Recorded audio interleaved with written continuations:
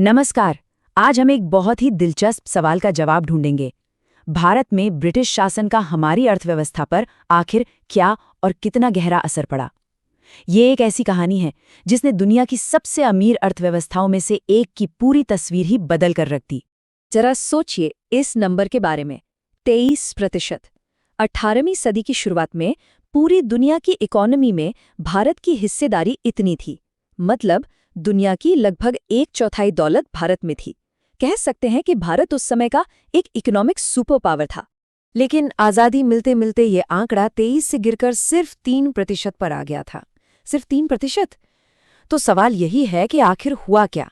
कैसे एक आर्थिक महाशक्ति की ये हालत हो गई?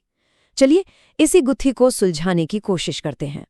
ये जो इतना बड़ा बदलाव हुआ, एक जबरदस्त इकोनॉमिक रिवर्सल, इसकी सबसे बड़ी वजह थी भारतीय अर्थव्यवस्था का एक औपनिवेशिक अर्थव्यवस्था यानी कि एक कॉलोनियल इकोनॉमी में तब्दील हो जाना। अब ये औपनिवेशिक अर्थव्यवस्था होती क्या है? इसका मतलब बहुत सीधा है। एक ऐसी इकोनॉमी जिसकी पूरी बनावट, उसका पूरा कामकाज उस देश के लोगों के लिए नहीं बल्कि किसी बाहरी विदेशी ताकत के फायदे के लिए तय किया जाए। भारत के मामले में सारे के सारे फैसले ब्रिटेन के हितों को ध्यान में रख कर लिए जा रहे थे। तो ये बदलाव हुआ कैसे? इसकी शुरुआत हुई भारत के पारंपरिक उद्योगों पर चोट करके।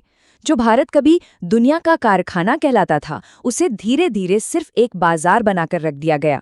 इसी पूरी प्रक्रिया को विऔद्योगीकरण या डी इंडस्ट्रियलाइजेशन कहा जाता है। ये बदलाव कितना जबरदस्त था, इसका अंदाजा बस इस एक बात से लगाइए। ब्रिटिश राज से पहले भारत दुनिया को बने बनाए कपड़े बेचता था, एक बहुत बड़ा एक्सपोर्टर था। दुनिया भर में भारतीय कपड़ों की मांग थी। और ब्रिटिश राज के बाद सीन पूरा पलट गया। भारत अब खुद ब्रिटेन से बने कपड़े खरीदने वाला एक इंपोर्टर बन गया।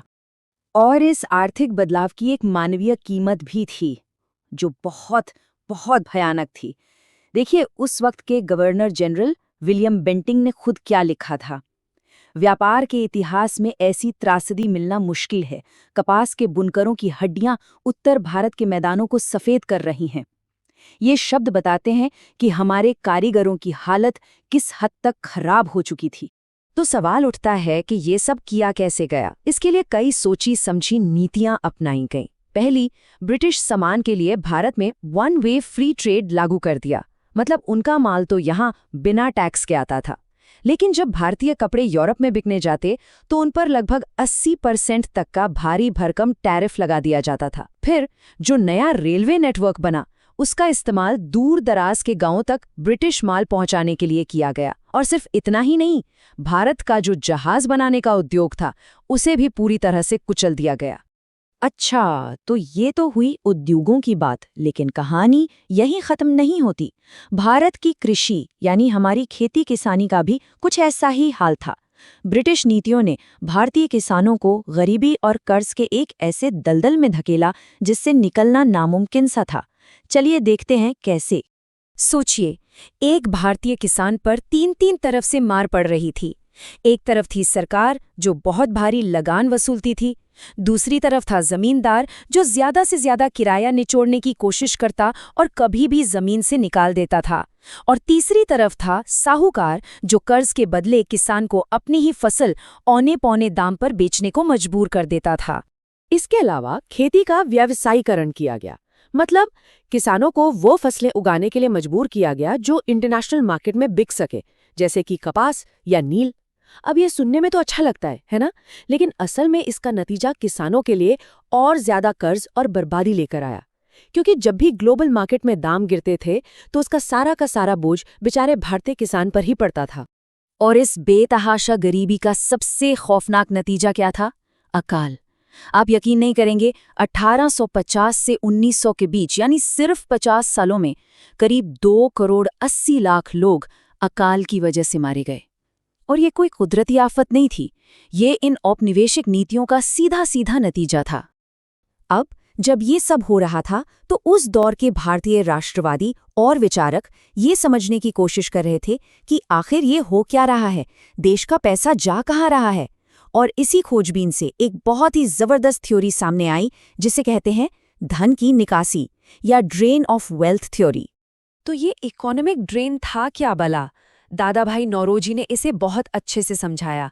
उन्होंने बताया कि ये भारत की नेशनल इनकम का वो हिस्सा था जिसे लगातार ब्रिटेन भेजा जा रहा था, लेकिन जिसके बदले में भारत को कुछ भी नहीं मिल रहा था, कोई आर्थिक या भौतिक लाभ नहीं। ये एक वन वे स्ट्रीट थी, बस पैसा बाहर जा रहा था। और आगे चलकर यही थ्योरी हमारे स्वतंत्रता संग्राम का एक बहुत बड़ा आर्थिक आधार बनी। अब सवाल यह है कि ये निकासी हो कैसे रही थी। देखिए, इसके कई रास्ते थे। भारत में जितने भी ब्रिटिश सिविल और मिलिट्री अधिकारी काम करते थे, उनकी सैलरी, उनके पेंशन सब यहीं से जाते थे। भारत सरकार ने जो कर्ज ब्रिटेन से लिए थे, उनका ब्याज भी यहीं से चुकाया जाता था। यहाँ जो ब्रिटिश मालिकों वाले चाय के बागान थे, रेलवे थे, उनका सारा का सारा मुनाफा ब्रिटेन चला जाता था। और तो और, सेना या सरकार के लिए जो भी सामान ब्रिटेन से खरीदा जाता, उसका पेमेंट भी भारत के खजाने से ही होता था। इस पूरी प्रक्रिया को जानते हैं सबसे अच्छे से किसने समझाया? एक ब्रिटिश अफसर नहीं, मद्रास बोर्ड ऑफ रेवेन्यू के प्रेसिडेंट थे जॉन सुलिवन। उन्होंने कहा था, हमारी व्यवस्था एक स्पंज की तरह काम करती है, जो गंगा के किनारे से सभी अच्छी चीजों को सोख लेती है और उन्हें टेम्स के किनारे ले जाकर निचोड़ देती है। सोचिए, गंगा से सोखना और टेम्स में निचोड़ना, इससे बेहतर शायद ही कोई इस पूरी व्यवस्था को समझा सकता है। तो इन सब नीतियों को मिलाकर आखिर में हुआ क्या? नतीजा ये हुआ कि भारत में एक ऐसी अर्थव्यवस्था तैयार की गई जो अपने मूल चरित्र में ही पूरी तरह से औपनिवेशिक थी। ब्रिटिश राज के खत्म होते होते भारत की इकोनॉमी की पहचान क्या बन चुकी थी? पहला, ये ब्रिटिश इंडस्ट्री के लिए सिर्फ कच्चा माल सप्लाई करने वाला देश बन गया। दूसरा, ये ब्रिटिश सामान के लिए एक कैप्टिव मार्केट यानी एक बंधक बाजार था। तीसरा, ये ब्रिटिश कैपिटल इन्वेस्टमेंट के लिए एक मैदान था, जैसे रेलवे या बागान में। यहाँ जो भी तथाकथित विकास हो रहा था, वो भारत की नहीं बल्कि ब्रिटेन की ज़रूरतों को पूरा करने के लिए था। और इसका अंतिम परिणाम, ठहरी हुई पिछड़ी खेती और पूरी तरह से बर्बाद हो चुके हमारे देसी उद्योग। तो आखिर में एक सवाल हम सबके लिए है, जब एक पूरी की पूरी अर्थव्यवस्था की बुनियाद ही किसी दूसरे के फायदे के लिए रखी जाए, तो उसकी विरासत कितनी लंबी और गहरी होती है। इसकी परछाई आज भी हमारे वर्तमान पर किसी न किसी रूप में जरूर पड़ती है। इस पर सोचेगा जरूर।